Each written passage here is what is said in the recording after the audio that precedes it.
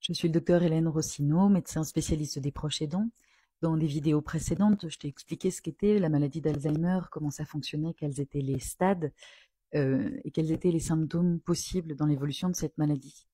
Aujourd'hui, je voudrais qu'on parle du moment où le discours de ton proche commence à vraiment ne plus devenir très cohérent, voire parfois complètement incompréhensible.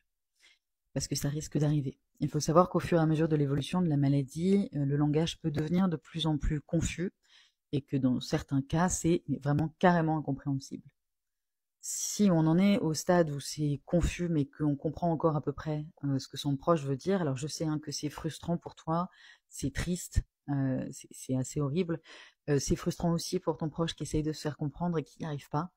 Donc l'idéal, c'est quand même d'essayer de réussir à rentrer dans son monde, même si c'est des trucs qui n'ont pas vraiment de sens, que par exemple, ton proche te dit qu'il est parti en Afrique ce matin, tu sais très bien que c'est pas vrai, il est là avec toi sur le canapé, c'est pas grave, rentre dedans, écoute, rassure-le, apaise-le, fais en sorte qu'il se sente compris et écouté, même si encore une fois, je sais que c'est très compliqué.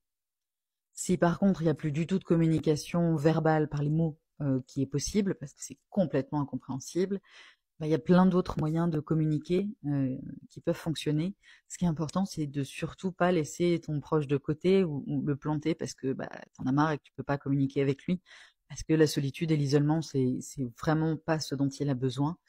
Donc n'hésite pas dans ces cas-là à utiliser d'autres formes de langage, à utiliser le toucher, à utiliser le regard, à utiliser une caresse sur la joue, à utiliser parfois même les expressions du visage pour faire passer de l'amour, pour montrer que tu écoutes, pour faire passer de la douceur. Parce que ce qui est vraiment important, c'est d'apaiser la personne. Dans une prochaine vidéo, j'aimerais qu'on parle un peu plus en détail de la question des délires, parce que souvent des patients peuvent devenir délirants et c'est très difficile à gérer. Donc si tu veux en savoir plus, abonne-toi et si tu as des questions, n'hésite pas à les mettre en commentaire et j'y répondrai. Bonne journée.